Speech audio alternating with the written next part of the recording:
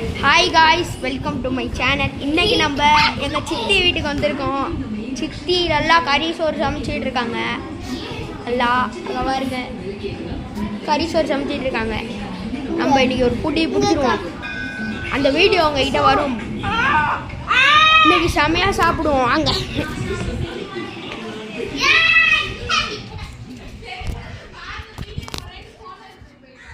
இதான் நம்ம வீடு, சித்தி வீடு.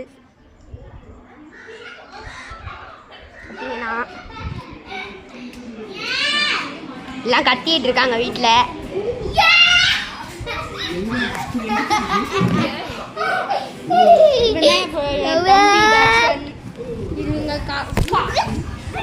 இவங்க எங்க அக்கா தனியா.